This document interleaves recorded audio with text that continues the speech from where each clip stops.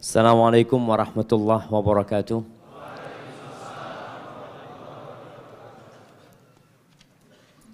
Alhamdulillah. Alladzi hadana li hadza wa ma kunna linahtadiya laula an hadanallah. Segala puji bagi Allah Azza wa Jalla yang telah memberikan hidayahnya kepada kita. Memberikan petunjuknya kepada kita sehingga kita jadi tahu mana yang hak dan mana yang batil. Kita tahu mana yang halal dan mana yang haram. Kemudian Allah berikan bimbingan kepada kita untuk melaksanakan yang benar dan meninggalkan yang batil. Masya Allah, ada suara game. Alhamdulillah sudah hilang ya. Karunia Allah yang besar jemaah. Tatkala Allah memberikan hidayah, antum bisa duduk berdesak-desakan di rumah Allah ini. Yang mungkin sebelumnya antum tidak pernah merasakan kalau itu nikmat. Bahkan antum berpandangan orang-orang yang berangkat ke masjid, memenuhi masjid adalah orang-orang yang kolot, orang-orang yang fundamentalis. Padahal dari sini dimulai cahaya dunia menyeruak. Dari rumah Allah. Maka kita bersyukur atas nikmat hidayah ini. Kita bersyukur kepada Allah atas nikmat persaudaraan. Al-ukhuwah. Tatkala kita bersaudara, duduk bersama tanpa saling kenal. Walaupun kita tidak dilahirkan dari satu rahim. Tapi yang menggabungkan kita di rumah Allah ini adalah al-Islam. Al-Iman. Allah mengatakan innamal mu'minuna ikhwah. Orang-orang beriman itu bersaudara. Tapi kadangkala sebagian orang di antara kita kurang menyirami tali persaudaraan ini. Antum na'am. Antum kenal sama yang di sebelah antum? Hah? Subhanallah, dari tadi ngapain duduk berduaan di situ antum nggak kenalan? Coba kenalan dulu. Dari mana? Jadi Banjarmasin kan besar, dari mana dia tanya?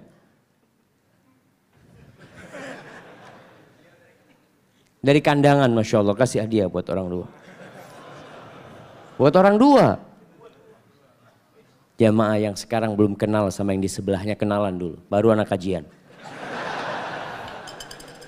Nah dari tadi duduk bersama. Astagfirullahaladzim.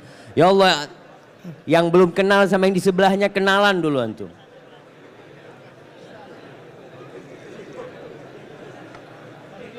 Gimana? Oh nggak dapet hadiah, udahlah. Nah, taib jamaah. Tatkala kita datang ke majelis ilmu, jadikan itu tempat untuk mencari saudara baru. Antum duduk, langsung assalamualaikum. Itu enggak bid'ah, itu sunnah. Betul jamaah, salam ketika berjumpa itulah sunnahnya. Berjabatan tangan dengan saudara antum menggugurkan dosa-dosa. Antum yang mengaku ahlus sunnah wal jamaah. Tapi tidak mengamalkannya. Dari awal 1 jam duduk bersama. Semua seakan-akan masuk surga sendiri-sendiri. Kita ingin masuk surga bersama-sama. Allahumma salli wa sallim ala sayyidina Muhammadin wa ala alihi wa ashabihi ajma'in. Ya Allah, semoga salawat dan salam senantiasa engkau curahkan, engkau tambahkan untuk hamba kekasihmu. Untuk baginda Nabi kita Muhammad sallallahu alaihi wasallam. Untuk keluarga beliau, untuk istri-istri beliau, untuk putra-putri beliau dan untuk seluruh sahabat Nabi. Yang terutama untuk Abu Bakar As-Siddiq, untuk Umar bin Khattab, untuk Uthman bin Affan, untuk Ali bin Abi Thalib. Dan untuk seluruh sahabat Nabi. Ada 10 sahabat yang dijamin masuk surga. Ana sudah sebutkan 4. Siapa yang menyebut ke-6? Talha bin Ubaidillah, Abdurrahman bin Auf, Zubair bin Awam, Abu Ubaidah, Amir bin Jarrah, nah, Sa'ad bin Abi Waqqas, Sa'id bin Zaid. Masya Allah, kasih hadiahnya, Masya Allah. Kasih kurma juga dia, nggak apa-apa. Buat buka bersama dia. Masya Allah. Amma ba'd, ahibati fillah. Hari ini tanggal 2 Sya'ban 1440 Hijriah. Tepatnya pada hari Ahad kita akan mengkaji tentang bagaimana kita bersama keluarga kita selama-lamanya. Tidak terpisah. Walaupun mungkin jasad terpisah dengan kematian. Tapi ruh tetap bersama mendoakan. Yang belum nikah angkat tangan.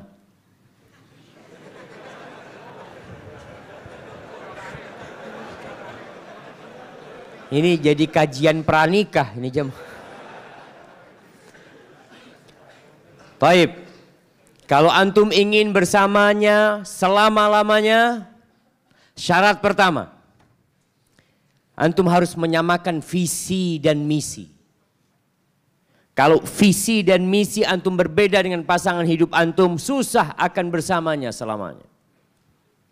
Kebanyakan di tengah jalan berpisah. Bahkan sebagian sudah berkhianat di tengah jalan. Na'udzubillah min dzalik.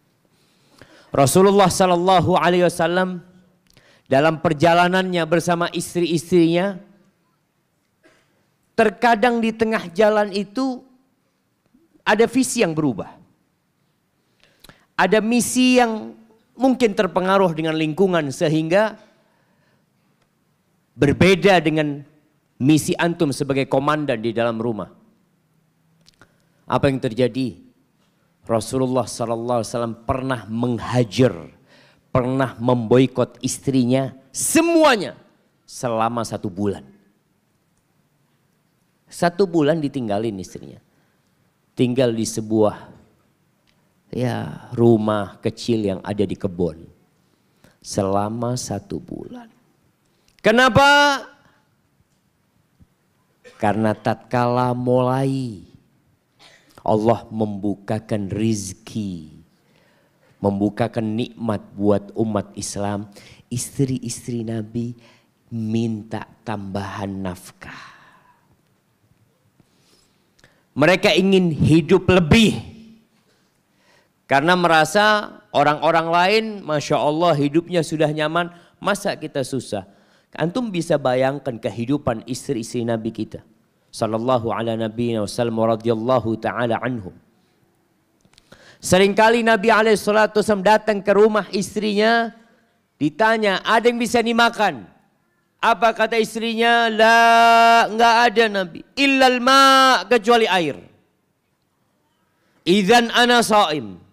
Kalau begitu hari ini aku puasa, kata Nabi SAW. Beliau tidak marah kepada istrinya, tapi beliau mendidik istrinya. Hari ini aku puasa. Tidak perlu berkeluh kesah. Namun dalam perjalanan ada keinginan. Wanita wajar jamaah. Tapi sebagai istri Nabi nggak pantas menuntut seperti itu. Akhirnya dibiarkan selama 1 bulan tidak dikunjungin. Akhirnya Allah turunkan firman-Nya di surat Al-Ahzab ayat 28-29 untuk menyamakan visi dan misi. Jadi yang sudah menikah terkadang di tengah jalan suaminya dapat hidayah, istrinya belum. Kadang-kala sebaliknya, istrinya dapat hidayah, suaminya belum. Suaminya masih mau riba, masih mau yang haram-haram, istrinya sudah nggak mau lagi. Ketika visi dan misi dahulu sama untuk dunia, mereka aman. Tapi tatkala berbeda nggak bisa jalan bersama. Harus didudukkan. Setelah 1 bulan, Rasulullah SAW memanggil istrinya satu persatu untuk menyamakan visi dan misi. Di surat Al-Ahzab ayat 28-29 Allah mengatakan, Ya ayyuhan nabi, wahai nabi, qul li azwajika, katakan kepada istri-istrimu, in kuntunna turidnal hayatad dunya wa zinataha fata'alaina umatti'kunna wa usarrihkunna sarahan jamila. Kalau yang kalian inginkan itu adalah kehidupan dunia, perhiasan dunia, kesenangan dunia, fata'alaina. Kalian kesini semua. Umatti'kunna, aku kasih pesangon buat kalian. Aku kasih kenikmatan buat kalian, tapi kita tidak bisa bersama. Wa usarrihkunna sarahan jamila. Aku akan ceraikan kalian semuanya dengan perceraian yang baik, yang tidak menyakiti kalian. Kenapa? Karena visi kita berbeda. Misi kita berbeda. Berapa lama kita akan hidup di dunia sehingga kita sibuk memikirkan dunia, lupa dengan akhirat. Silahkan cari dunia tapi untuk akhirat. Artinya ambisi seseorang itu akhirat. Iradah, maka dikatakan in kuntunna turidna. Kalau kalian menginginkan berambisi dunia, udah gak bisa dilanjutkan kebersamaan kita, cukup sampai di sini sudah. Aku akan kasih harta buat kalian, silahkan kalian bersenang-senang, selamat tinggal. Wa in kuntunna turidna Allah wa rasulahu. Tapi kalau yang kalian inginkan, kalau ambisi kalian adalah Allah dan Rasulnya, wad-darul akhirah, kalian ingin punya istana di surga, kalian ingin memiliki taman-taman yang indah di surga, kalian ingin mendapatkan perhiasan-perhiasan yang memenuhi tangan kalian di surga. Kalau itu ambisi kalian, fa innallah a'adda lil muhsinati minkunna ajran 'azima. Maka sesungguhnya Allah menyediakan, mempersiapkan untuk orang-orang yang baik di antara kalian pahala yang besar sekali. Jadi jamaah, kadangkala antum butuh duduk sama istri antum. Yang belum menikah kesempatan mencari yang sama visi dan misinya. Yang sudah menikah diperbaikin istrinya. Istri juga memperbaiki suaminya. Ahibati fillah, bagaimana kemarin kita berbicara tentang kriteria memilih pasangan hidup kita. Kita sudah sampaikan tidak harus cinta, tapi visi dan misinya sama, cocok antum sama dia. Setelah antum menikah, jangan dipikirkan bahwa pernikahan itu keenakan semuanya. Sebagian orang mengatakan ternyata pernikahan itu enaknya cuma 5%, Ustaz. Loh, sisanya enak sekali, Ustaz. Ini pernyataan yang perlu diluruskan. Enggak tepat. Kalau antum hanya memikirkan kenikmatan saja, mungkin sebulan. Setelah itu hilang. Kenapa orang-orang barat memiliki istilah honeymoon? Bulan madu.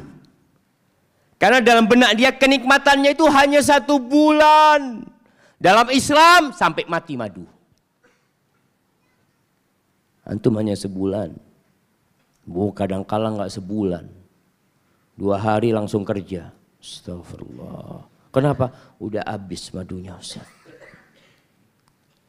Maka tatkala antum menikah, sudah menjadi istri sah, udah menjadi suami sah, yang antum harus lakukan adalah mengenali dirinya. Harus kenal sama pasangan antum ini. Yang antum ingin bersama dia selama-lamanya. Kadang-kala orang berpikir, apalagi yang perlu dikenal, Ustaz? Bukankah pernikahan berlangsung karena sudah saling kenal? Betul. Namun mungkin selama ini antum hanya kenal luarnya. Antum hanya mengenal raut wajahnya yang menyejukkan hati. Suaranya yang merdu bagaikan bulu perindu. Engkau hanya mengetahui jalannya yang tegar. Kalau dia seorang laki-laki, bak jawara di medan perang. Tapi semua itu hanya bungkusnya. Casingnya doang jemaah. Sebagian HP itu casingnya Masya Allah bagus, isinya rosokan. Makanya antum perlu kenalin dia. Apa yang perlu dikenali dari dia? Karakter dia. Tabiat dia. Kebiasaan dia. Hal-hal yang tidak disukai olehnya. Ini untuk para wanita, kenali suaminya. Apa yang gak disukai sama dia? Makanan kesukaannya perlu tahu jemaah. Kadangkala gara-gara urusan makanan bercerai. Antum kenali dia, oh ternyata suami anak ini ngorok kalau tidur. Wah, baru kenal. Dulu gak kenal antum. Terus gimana? Kayaknya gak bisa. Gak bisa dilanjutkan. Astagfirullah. Ini kadang-kadang menjadi penyebab ketika antum gak tahu sama dia. Ini pernah kejadian. Seorang syekh menceritakan subhanallah. Ini suaminya pengorok berat. Jadi kalau kereta api itu masih bisa tidur istrinya. Kereta api lewat dia masih, ini gak bisa tidur. Istrinya sensitif sekali. Subhanallah, malam pertama ya. Udah selesai acara suaminya tidur, istri gak bisa tidur. Kenapa? Itu istrinya nyolek suaminya. Suaminya bangun, gak ada suara kan, istrinya mau tidur. Baru mau tidur istrinya, mulai lagi. Subhanallah. Akhirnya sang suami tidak tahan sama istrinya, 2 pekan nikah cerai. Gara-gara ngorok. Padahal sebenarnya kalau istri mau bersabar sedikit lah. Dan suami berusaha untuk ngobatin dirinya. Insya Allah akan bisa bersama-sama. Istri kalau sudah sering dengar ngoroknya suami itu akan rindu jemaah. Betul jemaah. Tidur ya Allah kok nggak ada suaranya suami itu nyetel radio yang pas apa? Gak ada sinyalnya. Dia Allah rindu dia jemaah. Subhanallah hanya butuh waktu. Hanya butuh waktu. Itulah kita harus mengenali pasangan hidup kita, kebiasaan dia. Subhanallah. Sebagian wanita tahu suaminya nggak suka sama ikan asin. Tahu. Di sini ikan apa? Saluang. Yang kalau digoreng itu tetangga 10 rumah tercium baunya. Itu ada istri yang Masya Allah. Dia tahu suaminya nggak suka sama ini. Dia masak ketika suaminya keluar kota. Dia tahu. Tahu diri. Memang si perempuan ini suka dengan ikan itu. Tapi dia ingin bersama suaminya selama-lamanya. Tidak ingin hanya masalah ikan asin kemudian harus berpisah. Ada sebuah kisah. Asy-Sya'bi, seorang tabi'in menceritakan tentang Syuraih, Al-Qadhi Syuraih. Ini salah seorang hakim agung pada masa itu yang terkenal sekali. Qadhi Syuraih cerita. Bagaimana dia menikah seorang wanita dari Bani Tamim. Ketika dia sudah melamar itu perempuan, malam pengantin dia itu menyesal. Soalnya dia itu mendengar Bani Tamim ini ya ada karakter-karakter yang mungkin gak bagus. Itu dalam pandangan dia. Setelah malam hari dia sholat ya, istrinya juga sholat. Lalu datang anak-anak membuka bajunya, baju pengantinnya. Dia di kamar sendirian bersama istrinya. Subhanallah. Sang suami memegang ubun-ubun istrinya. Kata istrinya, tunggu dulu. Aduh kata ini, bener. Orangnya ini keras kepala kata dia. Suami mau pegang, istri malah menolak. Apa kata istrinya? Maaf kata dia. Engkau itu orang asing buat aku gak kenal sama kamu. Aku gak kenal sama kau. Dan ketahuilah Aku tidak pernah melangkahkan kakiku di tempat yang dimurkain Allah Subhanahu wa taala. Akhirnya perempuan ini berceramah, innal hamdalillah nahmaduhu. Betul ya, dia berceramah. Setelah dia amma ba'd, kemudian dia ceritakan tentang dirinya. Lalu dia minta kepada suaminya, tolong engkau ceritakan kepada aku. Engkau ini siapa? Apa yang engkau sukai? Apa yang engkau benci? Ceritakan kepada aku. Supaya aku bisa bersikap benar terhadapmu. Cerita akhirnya Syureh. Ceramah juga Syureh. Istrinya ceramah, dia ceramah sebutkan yang aku sukai, ini aku tidak sukai. Jelaskan semuanya. Setelah itu istrinya bertanya. Berkaitan dengan tetangga-tetanggamu. Siapa yang engkau sukai aku bergaul dengan mereka? Fulan dan fulan, kata dia. Keluarga itu keluarga baik. Jangan engkau bertetangga sama fulan dan fulan. Jangan berteman dengan mereka. Mereka orang-orang buruk. Sehingga istri jadi tahu jamaah. Apa kata Syureh? Subhanallah, aku hidup selama 20 tahun sama istriku itu. Nggak pernah ada keributan dalam rumahku kecuali sekali. Dan itu aku yang salah, kata Syureh. Ketika kita tahu dengan karakter seseorang dan kita memahaminya, insya Allah perjalanan hidup ini bisa dilanjutkan jamaah. Apapun masalahnya akan bisa dilalui. Kemudian hal kedua, setelah antum mengenalinya, faham antum catat. Karena sebagian perempuan masih saja mengatakan, Ustadz, suami ana itu suka marah Ustadz. Hanya masalah remeh, masalah kopi yang habis Ustadz. Ada nggak suami? Kopi habis, ulala. Kopi ini habis. Iya bang, gara-gara kopi dia marah. Seharusnya seorang istri yang cerdas gimana? Dia memahami kopi suami tidak boleh habis. Antum beli termos.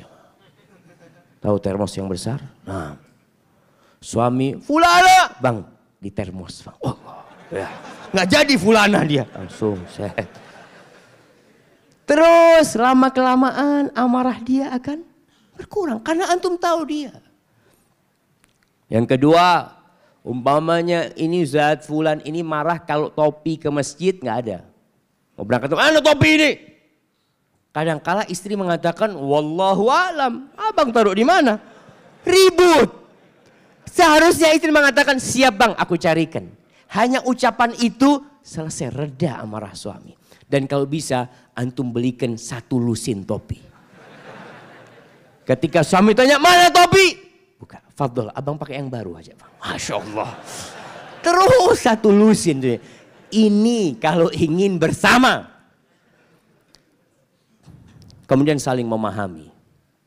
Saling memahami tugas dan kewajiban masing-masing. Hak. Sejatinya rumah tangga itu tidak dibangun di atas saling menuntut, tapi saling memahami.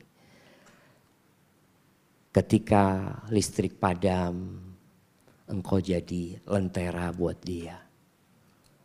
Ketika dia butuh pendingin, engkau jadi orang yang mendinginkan suasana.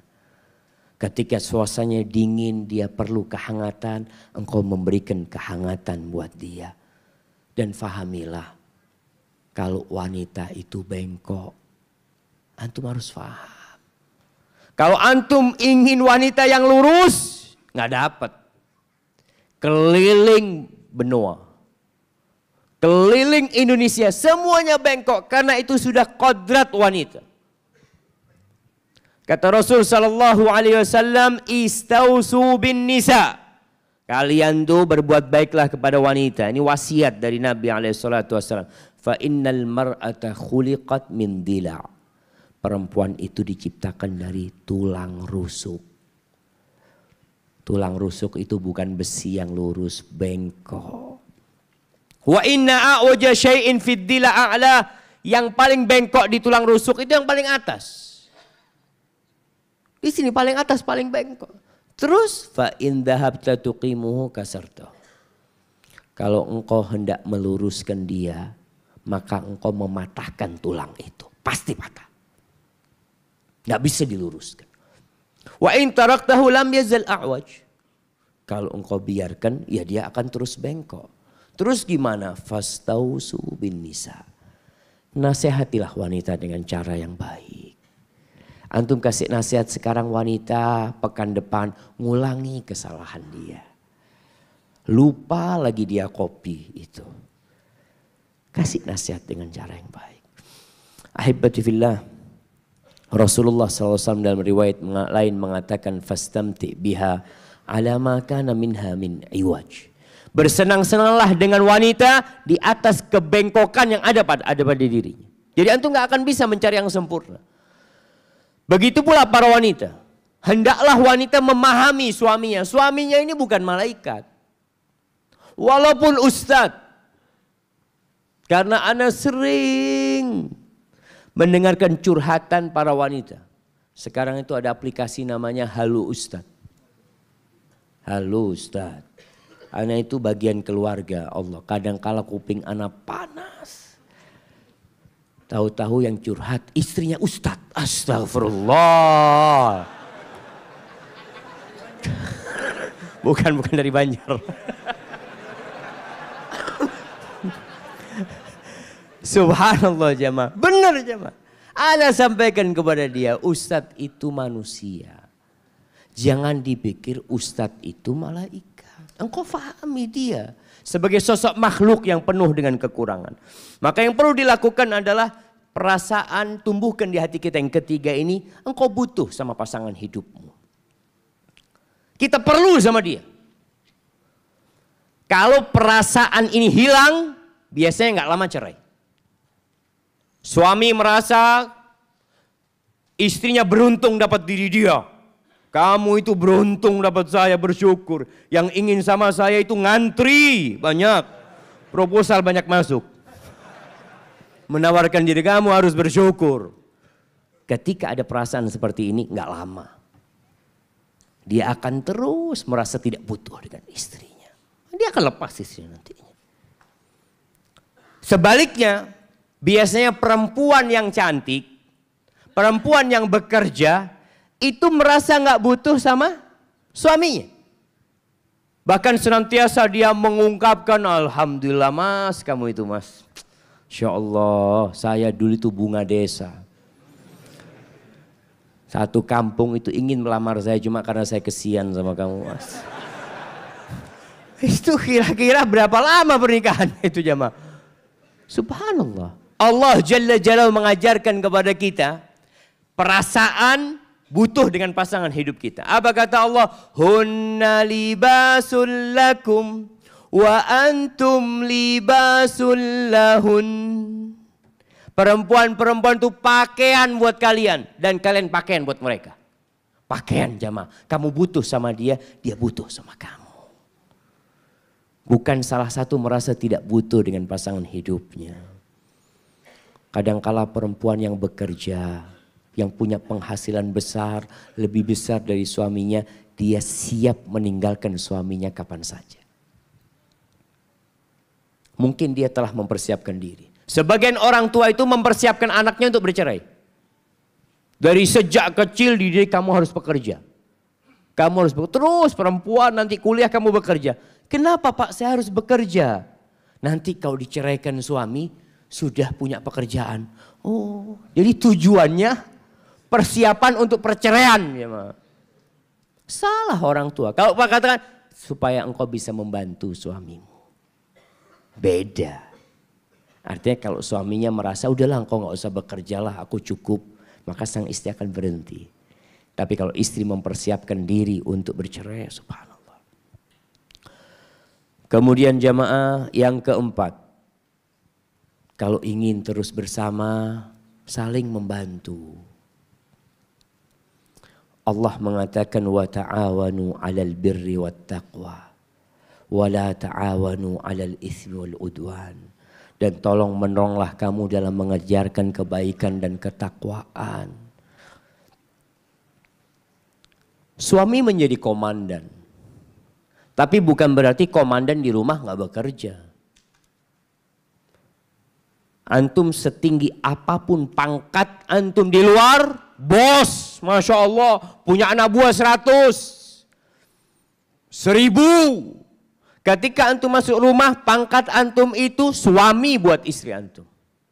Bapak buat anak-anak antum. Antum mau jenderal bintang 4 masuk rumahnya, jadi siapa?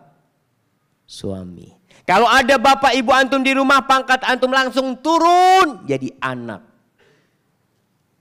Kadang-kala suami subhanallah masuk rumahnya tetap dengan bintang 4-nya. Panggil istrinya, Maryam, datang. Siap Don. Ini lagi di mana ini? Ini lagi di kantor di mana? Astagfirullahaladzim. Kadang-kadang lupa jemaah. Kita saling tolong menolong. Rasulullah SAW kalau di rumah ngapain? Beliau imamul muslimin. Abdullah wa rasuluh. Qaidul jaish al-azim. Panglima perang. Ketika masuk rumahnya, kata Aisyah radhiyallahu ta'ala anha, kana yakunu fi mihnati ahli. Beliau itu membantu urusan keluarganya. Faidah hadratis shalah kharaja ila shalah. Kalau masuk waktu sholat, beliau keluar untuk melaksanakan sholat. Dalam riwayat lain mengatakan, yaksifu na'lahu. Nabi itu jahit sandalnya sendiri. Nabi SAW. Dia istriku sini, tolong jahitkan ini. Enggak, jahit sendiri SAW. Wa yakhitu thawbahu. Bajunya robek, beliau tambal, beliau jahit sendiri. Wa yarqa'u dalwahu. Yang namanya timbanya kadangkala bocor, itu ditambal sama Nabi SAW sendirian. Wa yahlibu syatahu. Dan beliau subhanallah memeras susu kambingnya sendiri sallallahu alaihi wasallam. Jadi sekali-kali antum bikin teh sendiri. Istri lagi goreng, Masya Allah, antum pegang tangannya, biar ana yang goreng ini, Masya Allah. Istri lagi nyapu, kayaknya kita nyapu berdua mungkin lebih cepat.